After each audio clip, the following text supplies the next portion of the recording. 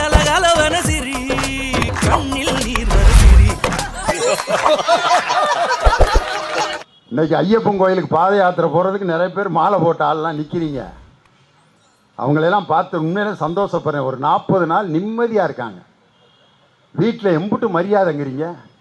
சாமி உட்காருங்க சாமி, சாமி சாப்பிடுங்க சாமி, சாமி சோறு எடுத்து வைக்கிட்டீங்க சாமி, வேட்டியை துவைச்சி போட்டேன் சாமி, துண்டு விரிச்சு கட்டி போட்டுமா சாமி, சாமி காப்பி விடிங்க சாமி, சாமி கோயிலுக்கு எப்போ சாமி போகிறீங்க, சாமி பூஜைக்கு போயிட்டு வந்துட்டீங்களா சாமி, பஜனைக்கு போகலாமா சாமி.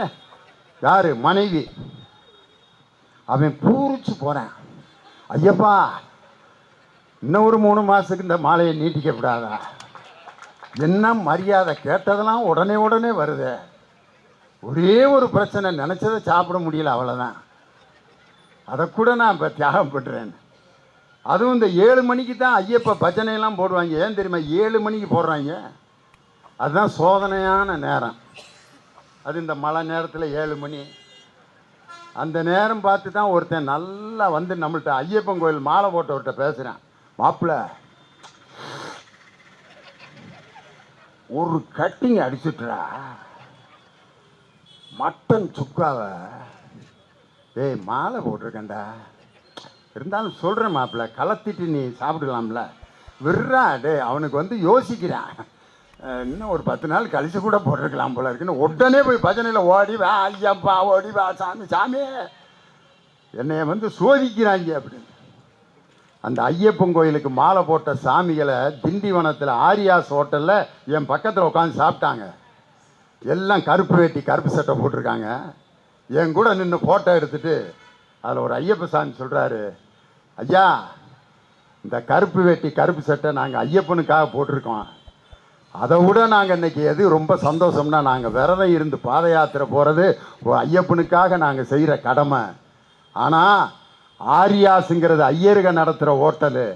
அந்த ஹோட்டலில் எல்லா ஜாதிக்காரங்களோடையும் நாங்கள் சமமாக உட்காந்து சாப்பிட்றோம் பாருங்க. இந்த கருப்பு சட்டை போட்ட தந்தை பெரியார் தான் எங்களுக்கு இந்த சமத்துவத்தை உண்டாக்குனாரு. டே ஐயா மனுஷன்டா நீண்டு. மதுரையில் வந்து ஜாதி ரீதியாக சுடுகாடு, செட்டியார்களுக்கு ஒரு சுடுகாடு, நாடார்களுக்கு ஒரு சுடுகாடு, இன்னொரு ஜாதிக்கு ஒரு சுடுகாடு, இந்த பக்கம் தாழ்த்தப்பட்ட என்று சொல்லப்பட்டவர்களுக்கு தனி சுடுகாடு. அதுக்கு கேஸ் வருது. எங்கள் ஜாதியினுடைய சுடுகாட்டை இவங்க வந்து ஆக்கிரமிச்சிட்டான்ட்டு. ஏண்டா செத்த பிறகு மாடா ஜாதி? செத்த பிறகு ஒரு மனுஷன்ட்ட என்னடா ஜாதி இருக்குது? ஒருத்தன் மண்டை ஓடு 3 மண்டை ஓட வச்சுட்டு இது என்ன ஜாதின்னு காட்டுறான்னா, மண்டை ஓட்டில் எப்படிங்க ஜாதி தெரியும்? அது மாதிரி தான்டா டே. மண்டை ஓடு எப்படி எல்லாத்துக்கும் ஒன்றும், அதே மாதிரி பிறந்தது எல்லாரும் ஒரு இடத்துல தாண்டா, நம்மளா உருவாக்கிட்டே தாண்டா ஜாதின்ட்டு. அப்போ நீதிபதி கேட்குறாரு அந்த வழக்கறிஞரை, நம்ம சந்துரு சார். அந்த நீதிபதி பெரிய விபூதி இப்படி போட்டிருக்காரு. அந்த வழக்கறிஞரை பார்த்து நம்ம நீதியரசர் கேட்குறாரு, நீங்கள் நெத்தியில் என்ன போட்டிருக்கீங்க? விபூதி. விபூதிக்கு இன்னொரு பேர் என்ன? சாம்பல். ஏன் சாம்பலை நெத்தியில் போடுறீங்கன்னு கேட்டதுக்கு அந்த வழக்கறிஞர் சொல்லியிருக்காரு, மனுஷன் செத்த பிறகு எரிஞ்சு சாம்பலாக தான் போகிறான். அந்த சாம்பலை நம்ம நெத்தியில் பூசிட்டோம்னா என்றைக்கு இருந்தாலும் நம்ம சாகத்தான் போகிறோம். அதனால் மக்களுக்கு நல்லது செய்யணும்னு தான் எங்கள் இந்துக்களில் அந்த விபூதியை பூசுகிறோம்னு சொல்லியிருக்கார் அந்த வக்கீல். அப்போ செத்த பிறகு எல்லாரும் சாம்பலாக தானங்க போகிறீங்க.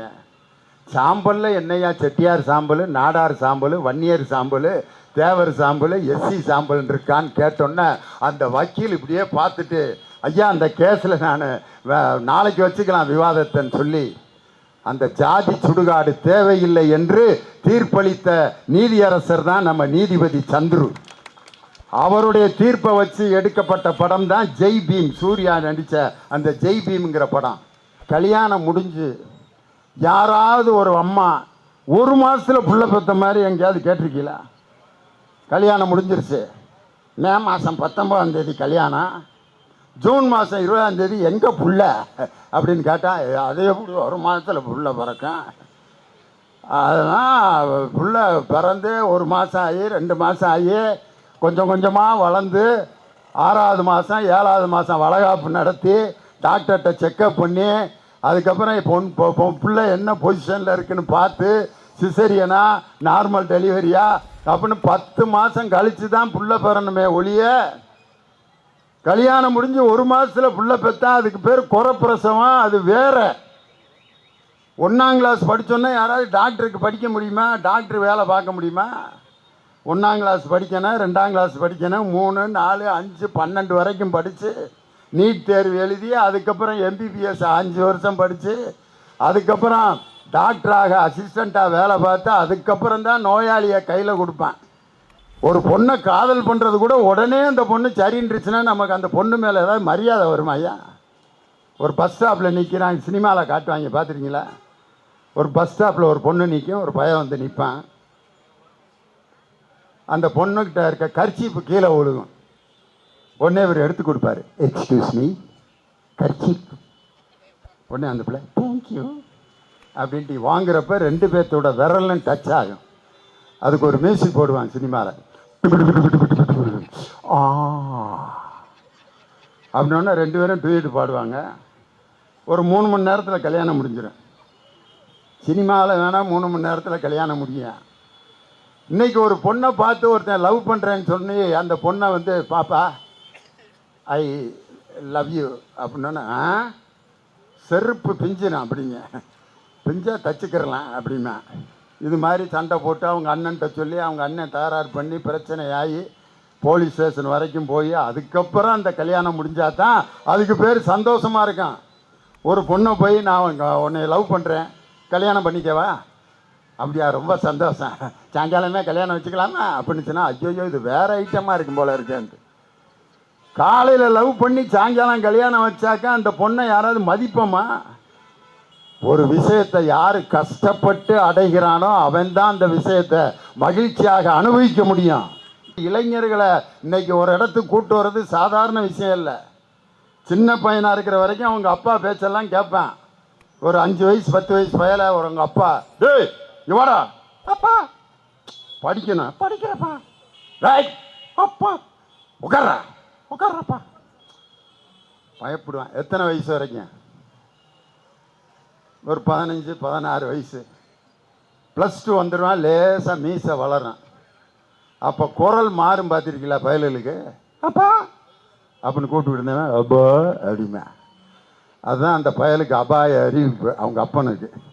மகன் ஒரு லெவலுக்கு மாறுறான், இனிமே நீ அடக்கி வாசிக்கணும்டான்னு. இது தெரியாமல் சில அப்பனுங்க டே வாடா அப்படிமா, ஏதோ வர்றோம்ல பெண்ண அப்படிமா. டே நான் அப்பாடா, அதுக்கு என்ன செய்ய சொல்கிற? எங்கள் அம்மா சொன்னிச்சு நீ தான் அப்பான்னு. டே என்ன இப்படி பேசுகிற? அப்பாட்ட வாயில் தானே பேசுகிறேன் அப்படிமா. பஸ்ஸில் எல்லாம் சீட்டில் உட்காந்து போவான். இளைஞர்கள் பார்த்தீங்கன்னா படியில் தொங்கி ஒரு காலை அப்படியே ரோட்டில் உரசிக்கிட்டு ஏய் அப்படிமா. உள்ளே இருக்க ஒரு பெரியவர், தம்பி படியில் தொங்காதீங்கப்பா, உள்ளே வந்து உட்காருங்கப்பாம்பார். பெருசு நீயும் தொங்குறியா வா அப்படின்னா. அந்த வயசு அப்படி தான் இருக்கும். ஒரு காலத்தில் பெண்களை பற்றி சினிமாவிலலாம் பாட்டு எப்படி எழுதுவாங்க? பழைய தியாகராஜ பாகதர் பாட்டெலாம் பெண்களை பற்றி எழுதுகிற பாட்டு, காதல் பாட்டெலாம் கேட்டால் உங்களுக்கு புரியாது. இப்போ நான் ஒரு காதல் பாட்டு பாடுறேன், ஏதாவது விளங்குதான்னு பாருங்கள். எங்கள் அப்பா எங்கள் அம்மாவை பார்த்து லவ் பண்ண பாட்டு அது. அந்த பாட்டை பாடுறேன். பதனமே சந்திர பிம்பமோ மலர்ந்த சரோஜமோ, பதனமே சந்திர பிம்பமோ. இன்னைக்கு ஒரு கதாநாயகன் இந்த பாட்டை பாடினான்னா அந்த புள்ள ஓடி போயிடும். டேய் என்னை விடுறா, இதே மாதிரி வாழ்நாள் முழுவதும் பாடியே என்னை கொண்டு விடுவ போல இருக்குன்னு. ஒரு காலத்தில் வதனமே சந்திர பிம்பமான்னு பாடினான் பெண்ணை பார்த்து. கண்ணதாசன் எழுதுகிற ஒரு பாட்டு எம்ஜிஆர் பாடுவார் ஒரு படத்தில். மானல்லவோ கண்கள் தந்தது, மயிலல்லவோ சாயல் தந்தது, தேனல்லவோ இதழை தந்தது, சிலை அல்லவோ அழகை தந்தது அப்படிம்பார். சிவாஜி கணேசன் எப்படி பாடுவார்? அடே அப்பா, அம்மாடி பொண்ணுக்கு தங்கம் மனசு, பொங்குது சின்ன மனசு, கண்ணுக்கு 100 வயசு, அவ சொல்லுக்கு 4 வயசு, சொல்லுக்கு 4 வயசு. இது சிவாஜி கணேசன் பாடுறது. இப்போ எப்படி பாடுறாங்க தெரியுமா பெண்களை பார்த்து? அங்கே வர ஒரு அம்மா சிரிச்சிருச்சு. அதுக்கு என்ன பாட்டை நான் சொல்ல போகிறேன்னு கண்டுபிடிச்சிட்டாங்க. ஏ சில்லாஞ்சிருக்கியே என்ன கொல்லுற அரைக்கியே, ஏ சில்லாஞ்சிருக்கியே என்ன கொல்லுற அரைக்கியே, அப்படி சில்லாஞ்சிருக்கியே என்னை கொல்லுற அரைக்கியேங்கிறான். முன்னால் என் மனசை புழிஞ்சு புட்டிய, பின்னால் என் மனசில் உறைஞ்சி புட்டிய அப்படின்னு புழிஞ்சு புட்டிய உறைஞ்சி புட்டியன்னு. இன்னொரு பாட்டை பார்க்கணும். சிரிக்கி சிரிக்கி ஜீனா சிரிக்கி சிரிக்கி நடந்தா தின்னா கிட்டா சிரிக்கிங்கிறான் பெண்ணை. இப்போ ஒரு லேட்டஸ்ட் சாங்கு, அடாடா சப்புன்னு அந்த பிள்ளை அறையும் அவனை நல்லா அடி அப்படின்ட்டு ஒரு பாட்டு பாடுவான். தாஜாவா இருக்கிறிய வாட்ரு பாக்கெட்டு மூஞ்சி அப்படிங்கிறான். ஒரு பொண்ணோட முகம் வாட்ரு பாக்கெட்டு மாதிரியா இருக்கான். ஆனால் பெண்கள் பார்த்தீங்கன்னா, சாமி எடுத்துக்கிட்டிங்கன்னா கல்விக்கு கடவுள் சரஸ்வதி, செல்வத்துக்கு கடவுள் லட்சுமி, வீரத்துக்கு கடவுள் பார்வதி. அதே மாதிரி சினிமாவில் பார்த்தீங்கன்னா அப்படி வர்ணிப்பாங்க. ஆனால் அதே பெண்ணை எப்படி கேவலப்படுத்திலாம் பாடுறான் பாருங்க. இன்னைக்கு ரோட்டில் போகிறப்போ ஒரு அம்மா ஸ்கூட்டரில் போகுது, பின்னாடி வர்றவன் அந்த பொண்ணு ஓவர்டேக் பண்ணிருச்சுன்னு ஏய் ஏய் விட்டாதரா அப்படிங்கிறான். அந்த பொண்ணு முன்னால் ஓவர்டேக் பண்ணி போனதா இவனால் ஜீரணிக்க முடியல. ரோட்டில் ஒரு 10 அடி தன்னை முன்னால் ஒரு பொண்ணு போனதை கூட இன்னைக்கு வரைக்கும் ஆண்களால் ஜீரணிக்க முடியல. இன்றைக்கும் கல்யாணம் முடித்த பெண்கள்லாம் இருக்கீங்களே, கல்யாணம் முடித்தவங்கிற அடையாளம் பூரா நீங்கள் தான் வச்சுருக்கீங்க. ஆம்பளைய கல்யாணம் முடித்ததுக்கு ஏதாவது ஒரு அடையாளம் இருக்கா அவங்க கையில்? ஒன்று ஒரு மொழி மட்டும் வச்சுருப்பேன். அந்த அப்படியே ஐயா கல்யாணம் ஆயிடுச்சா எப்படி கண்டுபிடித்தேன்? முழிக்கிற மொழியிலே தெரியுதில்ல கல்யாணம் ஆகி 15 வருஷம் ஆகுதுன்னு. அதனால தான் கல்யாணம் ஆன ஆளுகளை பேமொழி மேன் அப்படின்னு ஏன்னு சொல்கிறான்னா, பேமொழி முழிச்சுக்கிட்டு உட்காந்துருப்பேன், வேற ஒன்றும் கிடையாது. அதனால தான் எல்லா கலாச்சார அடையாளங்களையும் நீங்கள் தான் தாங்கி வச்சுருக்கிறீங்க. ஒரு ஆணுக்காக இங்கே ஒரு பொட்டு இங்கே ஒரு பொட்டு வச்சுக்கிட்டு அதை பத்திரமா பாதுகாக்கிறது. மறந்துட்டு வந்துருச்சு அந்த பொட்டை, திரும்பி உள்ளே ஓடி போய் அப்படின்னு வச்சுட்டு முடியாது. பூ வைக்கிறது என் வீட்டுக்காரருக்காகத்தான் இந்த பூவை வைக்கிறேன். தாலி நீங்கள் தான் பாதுகாத்து வச்சுருக்கீங்க.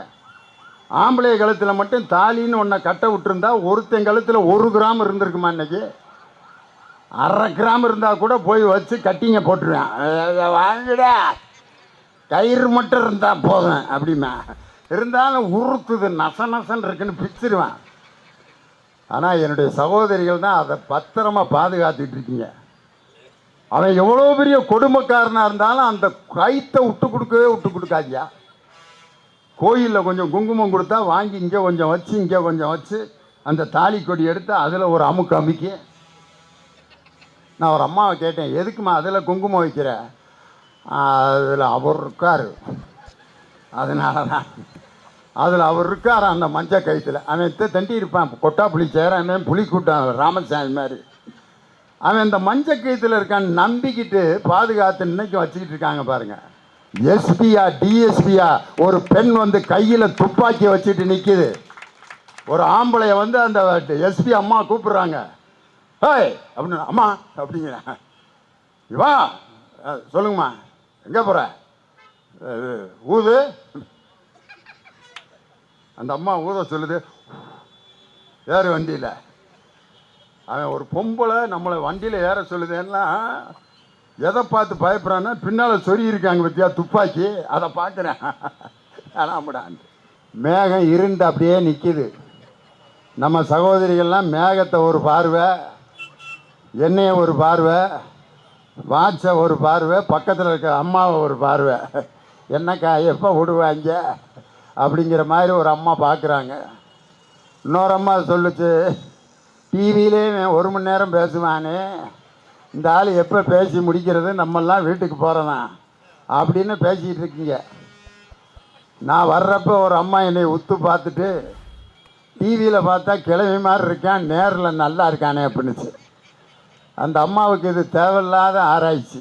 இப்படியே ஒரு பார்வை பார்க்குறாங்க. ஒரு அம்மா தூங்கிக்கிட்டே சிரிக்குது, பாவமாக இருக்குது அந்த அம்மாவை பார்க்க, வயசானவங்க.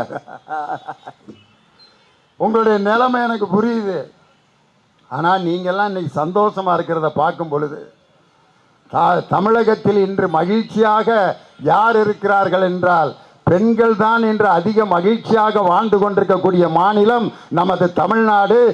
இந்த பஸ்ஸில் போகிற குரூப்பெல்லாம் பார்க்குது, இவர் டிவியில் பட்டிமன்றம் பேசுகிறவர் ஆச்சே, இவர் எதுக்கு இந்த திமுக மீட்டிங்கில் வந்து பேசிக்கிட்டு இருக்காருன்ட்டு இப்படிலாம் பார்த்துட்டு போகிறாங்க. நான் பட்டிமன்றம் டிவியில் பேசுகிறது, அதில் வந்து பட்டிமன்றத்தில் நான் பேசுகிற தலைப்பு தாயா தாரமா, கணவனா மனைவியா, பழைய பாடலா புதிய பாடலா, அதுதான் பேசுவான். அதை எல்லாரும் கேட்பாங்க. செல்வத்துக்கு கடவுள் லட்சுமி, அந்த லட்சுமி கையில் இப்படி 2 கையில் இருந்து காசு அப்படியே கதன்னு கொட்டிக்கிட்டு இருக்கான்.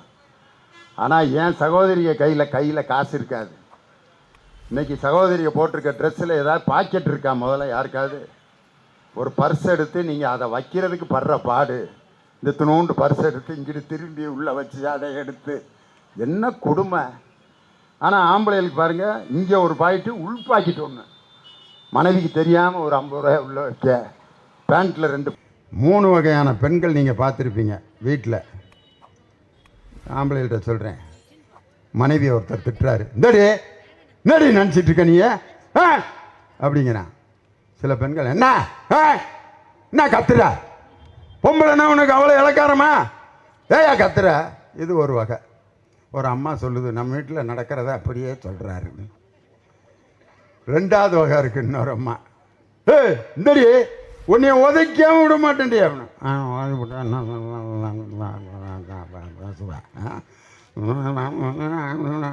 வாய்க்குள்ளேயே பேசிட்டே போவான், என்ன பேசுகிறாங்கன்னு கண்டே பிடிக்க முடியாது. இது 2வது வகை. 3வது வகை ஒரு அம்மா இருக்கும், உன்னை அறுவாள் எடுத்து நான் வெட்டி விட்டு ஜெயிலுக்காது போவனே ஒழிய உன் கூட நான் வாழ மாட்டேன்டி அப்படின்னு திட்டுறேன். ஒரு பதிலும் சொல்ல, கொண்டு விட வேண்டிய ஒன்னே இப்படியே உட்காந்துருந்தா என்ன நினைப்பீங்க அந்த பொம்பளைய? இதுதான் ரொம்ப ஆபத்தான பொம்பளை. எந்த நேரம் வேணாலும் புருஷனை விஷம் வச்சு கொண்டுருவா. வீட்டில் மனைவி மகிழ்ச்சியாக இருந்தால் தான் புருஷனும் பிள்ளைகளும் சந்தோஷமாக இருப்பாங்க. அவங்க நல்லா இருந்தால் தான் ஆம்பளை நெஞ்சை நிமித்திட்டு ரோட்டில் நடக்க முடியும். ஒரு பெண் வந்து அந்த தாலி கொடியை நிம்மதியாக பாதுகாத்து நல்ல பிள்ளைன்னு ஒரு மனைவி பேர் எடுத்தால் தான் ஆம்பளை வந்து நெஞ்சை நிமித்திட்டு நடந்து ரோட்டில். யார்ரா? லட்சுமி வீட்டுக்காரரா? அப்படியா, லட்சுமியோட வீட்டுக்காரரா? ஆள் இவ்வளோ பந்தாவன் நடந்து போகிறாரு, அந்த பிள்ளை தங்கமான பிள்ளையா, அதனால தான் அவர் அப்படி நடந்து போகிறாரு. அந்த பிள்ளை ஏதாவது ஒரு ஏட்டிக்கு பூட்டியா, ஏதாவது ஒரு கேரக்டர் தப்பான பிள்ளையாக இருந்தால் அந்த லட்சுமி வீட்டுக்காரரு நெஞ்சை நிமித்தி நடக்க முடியுமா? நடந்து போகிறப்பே சொல்லுவான், அவர் போகிறாருல, யார் தெரியுமா? அவங்க வீட்டுக்காரர். யாரா தெரியாதா? ஓடிருச்சான். அந்த பிள்ளை ஓடிருச்சுன்னா ஒரு ஆம்பளை நெஞ்ச நிமித்திட்டு நடக்க முடியுமா? ஒரு பெண் எப்படி இருக்கிறாள் என்பதை வைத்துத்தான் ஒரு குடும்பம் என்பது நிர்ணயிக்கப்படும். இன்னைக்கு எல்லா விஷயத்திலையும் பெண்கள் இருந்தால் தான் அந்த விஷயம் சக்ஸஸ் ஆகும். ஒரு பொருளை வந்து டிவியில் விளம்பரம் பண்ணுறவங்க கூட பெண்களை வச்சு விளம்பரம் பண்ணால் தான் பொருள் நல்லா விற்கும். ஒரே கம்பெனிக்காரே 2 சோப்பு தயார் பண்ணான். ஒரு சோப்பு லிரில்னு ஒரு சோப்பு, இன்னொன்று லைபாய். லைபாய் சோப்பை எப்படி விளம்பரம் பண்ணான்னா ஆம்பளையை குளிக்கிற மாதிரி காமிச்சான். ஆரோக்கிய வாழ்விலேயே காப்பது லைபாய், லைபாய் இருக்குமிடம் ஆரோக்கியம் விடமே லைபாய்ன்னு 4 ஆம்பளைய பாத்ரூமில் குளிப்பேன். லிரில் சோப்பை எப்படி விளம்பரம் பண்ணான் தெரியுமா? ஒரு அருவியில் ஒரு பெண் குளிக்கும். லா லா லா லா லா லா லா லா லா லா லா லா come alive with freshness Liril அப்படின்ற ஒரு பொம்பளை பிள்ளை நுரையிலேருந்து அப்படி வெளியே வரும். ஒரு நாளைக்கு 15 லட்சம் சோப்பு விற்கிது. ஆம்பளையில் வச்சு விளம்பரம் பண்ண லைபாய் சோப்பை முனியாண்டி விலாசில் கை கழுவுற இடத்துல வச்சுருக்கேன். குளிக்கிறதுக்கு விளம்பரம் பண்ண சோப்பை. ஒரு பெண் இருந்தால்தான் ஒரு பொருளையே விளம்பரம் பண்ண முடியுது. இன்றைக்கும் காப்பி, நானும் சின்ன பிள்ளையிலேருந்து அந்த சன்ரைஸ் காப்பிக்கு இந்த பாட்டு தான். நினைந்தாலே கனவு நனவாகும், அதிக சுவை உதயம் புதிய சன்ரைஸ் சன்ரைஸ் அப்படின்னு ஒரு பொம்பளை பிள்ளை தான் காப்பி கொண்டு வரும். இன்னைக்கு பார்த்தீங்கன்னா ஆஸ்பத்திரியில் இன்னைக்கு நர்ஸாக இருக்கிறது யார்? பெரும்பாலும் பெண்கள் தான். நாங்கள்லாம் சின்ன பையனாக இருக்கப்ப மேல் நர்ஸ் ஆர்டர்லி MNO அப்படின்னு ஆம்பளைய நர்ஸாக இருந்தாங்க. நல்ல கண்ணங்கரேர்னு தண்டி இருப்பார் நர்ஸு. மீசையை முறுக்கிக்கிட்டு ஊசி போட வருவார்.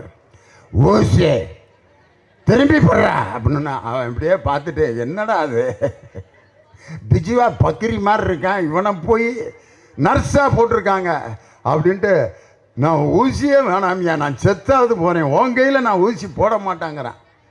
ஆனால் ஒரு பொம்பளை பிள்ளை நர்ஸாக இருந்தால் அந்த ஆஸ்பத்திரி எப்படி இருக்கான்? சிஸ்டர் சிஸ்டர் ஊசி போட எப்போ சிஸ்டர் வருவீங்க? இந்த போகிறேன் சார் அப்படின்ட்டு அந்த பஞ்சில் அப்படி தடவி விடுவாங்க. போடுங்க சிஸ்டர் அப்படின்னா போட்டாச்சு. போட்டாச்சா? வலிக்கவே இல்லை. அதுதான் பெண்கள். ஒருத்தனுக்கு வலிக்கக்கூடாது என்ற மன இரக்கம் கருணை யார்கிட்ட இருக்குன்னா பெண்கள்கிட்ட தான் இருக்குது. 1ஆம் கிளாஸில் ஆம்பளைய வாத்தியாரா போட்டால் என்ன ஆகும்? அனில் அனில் ஆடு சொல்கிறா சார் சார் சொல்கிறா அப்படின்னு மிரட்டினார்னா, நான் மாடு மேய்க்க போகிறேன் சார், உங்கள்கிட்ட படிக்க மாட்டேன் சார். ஆனால் பாடம் நடத்திட்டு இருக்கப்ப திடீர்னு ஒரு பையன், டீச்சர் உச்சா வருது அப்படிமா, அந்த டீச்சர் கூட்டிகிட்டு போய் அவனை உச்சா போக வச்சு திருப்பி கொண்டு வந்து, அம்மா இங்கே வா வா ஆசை முத்தம் தாத்தான் பாட்டை அவ்வளோ ரசித்து நடத்துவாங்க ஒரு பெண் ஆசிரியை. இன்றைக்கும் பாருங்கள், ஒரு பெண்ணால் வெறும் ஆசிரியராக ஒரு தாயாக மட்டும்தான் இருக்க முடியுமா? ஒரு பெண்ணால் எதையும் சாதிக்க முடியும் என்பதற்கு எடுத்துக்காட்டு. ஒரு பெண் எப்படி இருக்கணும்னா அடக்க ஒடுக்கமாக இருக்கணும், வெக்கப்படணும். யாராவது கூப்பிட்டா உன் பேரன் என்னம்மா? பேரும் அதெல்லாம் நாங்கள் சொல்ல மாட்டோம் அப்படின்னா தான் அருமையான பிள்ளை. பேசுகிறதுக்கு வெக்கப்படும் அப்படிம்பாங்க. வெக்கப்பட்டால் ஒரு போலீஸ்கார அம்மா இன்ஸ்பெக்டரா ஐஜியா டிஐஜியா இருக்க முடியுமா? ஒரு அம்மா டிஎஸ்பியாக இருக்குது. ஒருத்தன் கம்ப்ளைண்ட் கொடுக்குறான், மேடம் எங்கள் வீட்டில் திருடு போயிடுச்சு. அப்படிங்களா? திருடா அப்படின்னா என்னடா அது? திருடா எப்போ எஃப்ஐஆர் கொடு அப்படின்னு கையெழுத்து போட்டு பின்னாடி அந்த டிஎஸ்பி அம்மா துப்பாக்கி சொருகியிருப்பாங்க. பள்ளிக்கூடத்துக்கு வந்தோன்னே அந்த பிள்ளைகளுக்கு என்ன பாட்டு நடத்துவாங்க? பசியோடு உட்காந்துருப்பான். தோசை அம்மா தோசை, அம்மா சுட்ட தோசை, அரிசி மாவு உளுந்த மாவு கலந்து சுட்ட தோசை, சொய் சொய் என்று நெய் ஊற்றி சுட்டெடுத்த தோசை. பசியோடு இருக்கவனுக்கு இத்தனை தோசையை சொன்னான், அவனுக்கு எப்படி இருக்கான்? இத்தனை தோசையும் சுட்டுவிட்டு எப்படி பிரிப்பாங்க தெரியுமா? அந்த பாட்டு நிறைய பேருக்கு தெரியும். அப்பாவுக்கு 4, அம்மாவுக்கு 3, அண்ணனுக்கு 2, பாப்பாவுக்கு 1. இவ்வளவு கொடுமை பண்ணியிருக்காங்க பாருங்க. அப்பயே தோசையை ஒன்றுமே வேலை செய்யாத தெண்டமாக இருக்கிற அப்பனுக்கு 4, மாவாட்டி தோசை சுடுற அம்மாவுக்கு 3, ஊர் சுற்றுற அண்ணனுக்கு 2, வயசுக்கு வந்த பாப்பாவுக்கு 1. எவன்டா இதை பிரித்து கொடுத்தது? வீட்டில் இருக்கிற தோசையில் கூட அப்பனுக்கு 4 அம்மாவுக்கு 3ங்கிறத எவன் பிரித்தது? யாருக்கு அதிகமாக தேவைப்படுமோ அப்படித்தான்டா பிரித்து கொடுக்கணும். ஒரு பெண் உழைக்கின்றாள் என்றால் அவளுக்கு ஒரு தோசையை சேர்த்து கொடுக்கணும் அப்படிங்கிறத 1ஆம் கிளாஸ் பாடத்திலே தப்பாக நடத்திட்டானே. இங்கே உட்காந்துருக்கீங்களே, யாராவது இந்து யார், கிறிஸ்தவங்க யார், முஸ்லீம் யாருன்னு கேட்டுட்டா பக்கத்தில் உட்காந்து நீ யார் யார் கிடையாது. எல்லா மதத்துக்காரங்களும் ஒன்றா உட்காந்துருக்கிறீங்க. உண்மையிலே தமிழகத்தில் தான் இந்து இஸ்லாமியர்கள் கிறிஸ்தவர்கள் அண்ணன் தம்பியா மாமா மச்சானா ஒன்றாக வாழக்கூடிய ஒரே மாநிலம் நம் தமிழ்நாடு மட்டும்தாயா. இன்னைக்கு ஐயப்பன் கோயிலுக்கு பாத யாத்திரை போய் அந்த ஐயப்பன் கோயில் நட சாத்திரப்ப யாரோட பாட்டு போடுவாங்க தெரியுமா? ஐயப்பன் கோயில் சாத்திரப்ப ஒரு பாட்டு. ஐயப்பன் கோயிலுக்கு மாலை போட்டவங்களுக்கு தெரியும். ஹரிவராசனம் சாமி சரணம் ஐயப்பா. இந்த பாட்டை பாடினது யார் தெரியுமா? கேஜே ஜேசுதாஸுங்கிற கிறிஸ்தவர். ஒரு கிறிஸ்தவர் பாடிய ஒரு பாடலை கேட்டு தான் ஐயப்பனே டெய்லி தூங்குறாரு அப்படின்னு சொன்னால் ஐயப்பனுக்கு தெரியுதியா, இந்து வேற இல்லை, கிறிஸ்தவர் வேற இல்லை, இஸ்லாமியர் வேற இல்லை, யார் பாட்டு பாடினாலும் நான் தூங்குவேன்னு சாமிக்கு தெரியுது. ஒரு ஊரில் கச்சேரி நடந்துகிட்டு இருந்துச்சு. நாகசனை ஊதிக்கிட்டு இருக்கார் ஒரு ஆள்.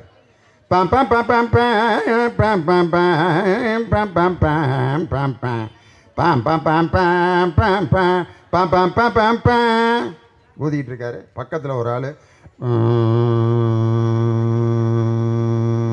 ஒத்து ஊதிக்கிட்டு இருக்காரு. ஒரு ஆள் தவுள் அடிச்சுக்கிட்டு இருக்கான். தங்கிறதங்கா தங்கிறதங்கா தங்கிறதங்க தங்கிறதங்க தங்கிற தங்கிற தங்கிற. கச்சேரி முடிஞ்சிருச்சு. ஒரு பெரிய மாலையை தூக்கிட்டு வர்றாங்க. ஆஹா, அந்த ஊதுனவர் ஆஹா நம்ம வாசித்ததை ரொம்ப ரசிச்சிருக்கானுங்கடா அப்படின்ட்டு ரொம்ப ஆசையாக அப்படி கழுத்தை நீட்டினார். அவருக்கு போடுறத விட்டுவிட்டு இந்த ஒத்து ஊதிக்கிட்டு உட்காந்துருந்தான் பாரு, அவனுக்கு போட்டாங்க. டேய், நான் தாண்டா ஒரு 3 மணி நேரமாக வாசித்தேன், எனக்கு போடுறத விட்டுவிட்டு அவனுக்கு ஏன்டா போட்டீங்க? அதுக்கு அவன் சொல்லியிருக்கேன், நீங்கள் இடையில எடுத்துட்டு ஊதிக்கிட்டு இருந்தீங்கங்க, கொஞ்ச நேரம் ஊதுனீங்க, அப்புறம் அப்படி எடுத்து வச்சிட்டீங்க. ஆனால் ஐயா தான் 9 மணிக்கு வாயில் வச்சவர் 12 மணி வரைக்கும் பிபிஐ எடுக்கவே இல்லைங்க, உங்களை விட திறமசாலி அவர் தாங்கன்ட்டு ஒத்து ஊதுனவனுக்கு மாலை போட்டாங்க பாரு. முன்னெல்லாம் வந்து ஒரு பெரிய ஆஸ்பத்திரியில் போய் ஏழைகள்லாம் வைத்தியம் பார்க்க முடியாது. ஒருத்தன் இப்படி தான் ஒரு பெரிய டாக்டர்கிட்ட போயிருக்கான். டாக்டர் ஐயா, டாக்டர் ஐயா, டாக்டர் உட்காரியா உட்கார். காதில் இதை மாற்றி நெஞ்சில் வச்சார். மூச்சையில் விடு, நோயில் விடு, பின்னால் திரும்ப, மூச்சையில் விடு, இல் விடு. டார்ச் லைட் எடுத்தார். நாக்கை நீட்டு உள் அடித்தார். மூக்கை காட்டு, மூக்குக்குள்ளே லைட், காதுக்குள்ளே லைட், எல்லாம் அடிச்சுட்டு இப்போ உனக்கு என்ன செய்யுதுன்னாரு. இதை முதலையே கேட்டிருந்தா நான் சொல்லியிருப்பேன்ல. 15 இடத்துல லைட் அடிச்சுட்டு இப்போ உனக்கு என்ன செய்யுதுன்னு இப்போ கேட்குறீங்கன்னு. காலையிலேருந்து மயக்கம் வருது சார், மூக்கிலேருந்து ரத்தம் வருது சார், கிருகிருன்னு வருது சார், நெஞ்சு அடைக்குது சார், செத்திரியம் போல் தெரியுது சாருங்கிறார். டாக்டர் திரும்ப டார்ச் லைட் எடுத்து மூக்கில் வாயிலெல்லாம் அடிச்சுட்டு பாக்கெட்லேயும் அடித்தார். அப்படியே பாக்கெட்டுக்குள்ளே அடிச்சுட்டு பார்த்தா அவன் 15 ரூபா வச்சுருக்கேன். டாக்டர் பார்த்தாரு, உனக்கு ஒன்றும் இல்லைன்ட்டார். சார் நெஞ்சு வலிக்குது, சாக போகிறேன். அதான் ஒன்றும் இல்லைன்ட்டன்ல, உனக்கு ஒன்றும் இல்லை, போயிட்டு வந்துட்டார். சார் ஏன் சார் ஒன்றும் இல்லைன்னு. டாக்டர் ஏன் அவனுக்கு ஒன்றும் இல்லைன்னா, அவன் பாக்கெட்டில் ஒன்றும் இல்லை. இன்றைக்கும் வந்து ஒரு அம்மா ரேஷன் கடையில் மண்ணெண்ணெய் வாங்க நின்றுக்கிட்டு இருக்கு, அரிசி வாங்க, திடீர்னு அம்மா அப்படின்னு மயக்கம் போட்டு விழுந்துருச்சு. ஏக்கா ஏக்கா சீதாக்கா ஏக்கா ஏக்கா அப்படியே கிடக்குது, என்னானே தெரியல. போயிட்டு ஆஸ்பத்திரிக்கு போகிறாங்க. ஆஸ்பத்திரியில் டாக்டர் எல்லாம் பார்த்து கையில் ஒரு துணியை சுற்றி ப்ரெஷர் பார்க்குறாரு. பிஸ்க் பிஸ்க் பிஸ்க் பிஸ்க் மீட்டரில் காட்டுது. ப்ரெஷர் சீதாவுக்கு 400 இருக்குது. அந்த சீதா சொல்லுது, இன்னும் ஒரு 100 வேணால் சேர்த்துக்குங்க, 500 அறந்துட்டு போகுது. அப்படி ஏய் காசு கொடுக்குறோம் நான் நினச்சிக்கிட்டு இருக்கேன். உடம்புல இருக்க ரத்தம் அழுத்தம் 400 ஆயிடுச்சு. அப்படியா? ஏன் இருந்தால் இருந்துட்டு போகுது, இன்னும் 50 கூட்டினா செத்து போயிடுவேன். அது எனக்கு என்ன சாமி தெரியும், ப்ரெஷர்னா என்னான்னு தெரியாது, சுகர்னா என்னான்னு தெரியாது. அதுக்கப்புறம் ரத்த டெஸ்ட் எடுத்து சுகர் பார்க்குறாங்க, 350 இருக்குது. அம்மா உனக்கு சர்க்கரை வியாதி இருக்குது, உனக்கு ரத்த கொதிப்பு இருக்குது, உனக்கு இந்த மாத்திரையெல்லாம் நீ சாப்பிடு, அப்போ தான் இனிமேல் நீ நல்லா இருக்க முடியும். நான் வர்றப்ப எல்லாத்துக்கும் ஒரு அம்மா பிஸ்கட்டு கொடுத்துக்கிட்டு இருந்தாங்க. எல்லாம் வாங்கி பாருங்களேன். நீங்கள் மீட்டிங் கேட்குறவங்க லேசாக பசி எடுக்கக்கூடாதுன்னு உண்மையிலே இந்த புள்ளி லைன் கூட்டத்தில் தான் பிஸ்கட்டு கொடுத்த கூட்டம் முதல் கூட்டம். இந்த கூட்டத்தில் மட்டும்தான். நம்ம சகோதரிகள் வாங்கி சாப்பிட்றாங்களா இல்லையான்னு கூட தெரியல. எல்லாம் தான். நான் இப்படித்தான் இன்னொரு கூட்டத்துக்கு போயிருந்தேன். தயிர் சாதமும் ஊறுகாயும் கொடுத்து விட்டாங்க. நான் பேச வர்றப்ப நானும் என்னென்னமோ பேசி பார்க்குறேன், ஒருத்தனும் சிரிக்க மாட்டாங்கிறான், கை தட்ட மாட்டாங்கிறான். என்னடான்னு பார்த்தா தயிர் சாதத்தை கையில் உழப்பியிருக்கேன், கை தட்ட முடியல. சரி அது கூட பரவாயில்ல. நான் மேடையில் பாட்டு பாடிக்கிட்டு இருக்கேன், முன்னால் ஒருத்தன் மாங்காய் ஊறுகாயை வலித்து என் முன்னால் அப்படியே காட்டுறேன். காட்டிட்டு நாக்கில் இழுத்து அப்படின்னா பாருங்க. நான் பேசிக்கிட்டு இருந்தேன், என் வாயெல்லாம் ஊறி விளையாண்டு வாய் பூரா எச்சி ஆகிப்போச்சு. ஆனால் இங்கே நம்ம சகோதரிகள் அந்த பிஸ்கட்டை சாப்பிட்டு சந்தோஷமாக உட்காந்துருக்கீங்க. நான் வர்றப்பே ஒரு அம்மா வாய்க்குள்ளே முனகுச்சு, இவன் டிவியிலே 1.5 மணி நேரம் பேசுவானே, இந்த ஆள் எப்போ பேசி முடிக்கிறது, நம்மெல்லாம் வீட்டுக்கு போகிறது யாக்கா 6:30 மணிக்கெல்லாம் வந்து உக்காந்துட்டான், இப்போ தான் போகிறாரு இந்த ஆள் அப்படின்னு என் காது பட ஒரு அம்மா சொல்லுச்சு. இந்த வீடியோ உங்களுக்கு பிடிச்சிருந்தா லைக் பண்ணுங்க, கமெண்ட் பண்ணுங்க, ஷேர் பண்ணுங்க. மறக்காம நம்ம சேனலை சப்ஸ்கிரைப் பண்ணிடுங்க. மீண்டும் ஒரு காணொளியில் சந்திப்போம். நன்றி நண்பர்களே.